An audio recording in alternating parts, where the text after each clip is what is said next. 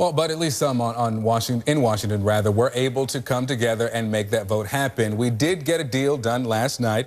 Senator John Barrasso is with us from Capitol Hill. He's a Republican from Wyoming. Good to have you as part of the conversation, sir. Thank you. Thanks, Victor. You voted yes on this deal. Was that begrudgingly? I mean, do you feel like you voted against your party's core value in voting yes? No, I don't at all, Victor. You know, taxes were going up on all Americans on January 1st, and we made permanent the Bush tax cuts for 99% of Americans. I think that's an important thing to do.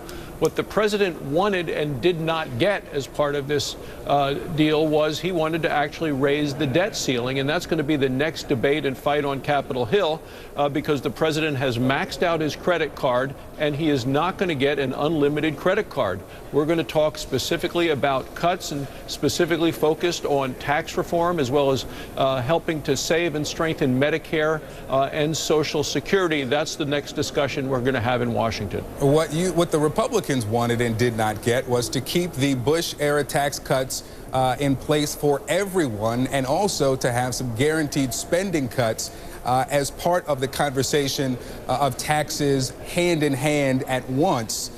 Are you confident that these cuts will come? What we hear from House Republicans so many times and from Senate Republicans is that the cuts never come. Well, on January 1st, tax rates were going up on all Americans. But now if the president wants the Congress to vote to raise the debt ceiling, there is going to be keyed to that specific cuts long-term in the entitlement programs. Because face it, 10,000 baby boomers today are turning 65. 10,000 did yesterday.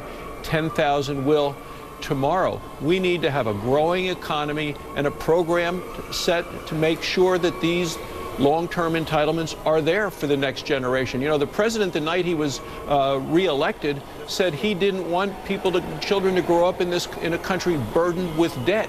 Yet he has done nothing to deal with the debt. He sort of campaigned on the idea that if you raise taxes on just a few, it will solve the problems. It has not solved any of the problems. All it has done is actually dealt with about 7 days of spending over the course of a year. There's still the other 51 weeks that need to be dealt with, and that's why we have to focus on the spending. Earlier on CNN, Tea Party movement member Representative Jeff Landry acknowledged some political infighting within the party. Do you see that happening? Well, I see Republicans united on the issue of cutting spending. The president is addicted to spending, as are the Democrats in Congress. And the president talked about the debt ceiling, and he said he wasn't going to not pay the bills that Congress has passed. I would remind the president these are for programs that he was the one that instigated. It's his health care law, and I'm a doctor. That health care law continues to be unworkable, unpopular, and unaffordable. And it's the president's own stimulus package, which I believe was a failure and did not do the things for our economy that the president had promised. Well, many of the bills do predate 2008, but unfortunately, we're out of time. I wish we could talk more. Senator John Barrasso, thank you very much. Thank you, Victor.